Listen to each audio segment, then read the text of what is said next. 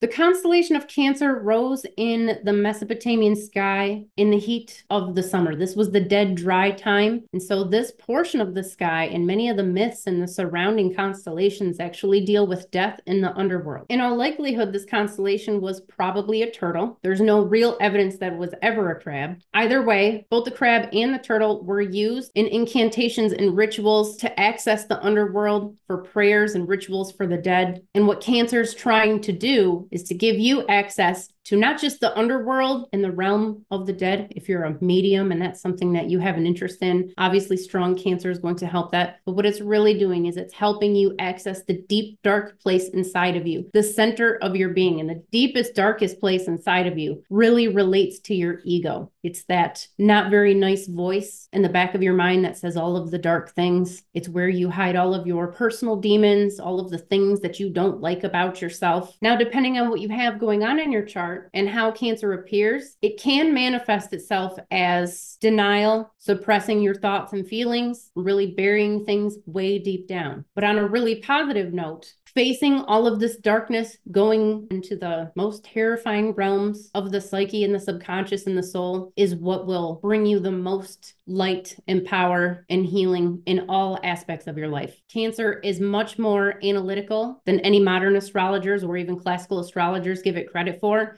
So strong Cancer will result in an overactive mind, subjective mind, and inner voice, inner monologue. And it can be really hard to turn that voice off, which is why meditation, while it comes at first very unnaturally to strong Cancer, when you do learn how to do it and you start that process, you are much more likely to have powerful transcendental experiences. So I definitely recommend it. I recommend meditation to everyone, but if you have strong Cancer in your chart, this is definitely something that you need to make a regular part of your life. A moon in Cancer means that in order to be fulfilled and content and have the best possible life, to have everything come together, you must be honest with yourself. You must go in and do the dark shadow work and see who you really are. There is no room for denial, no self-deception.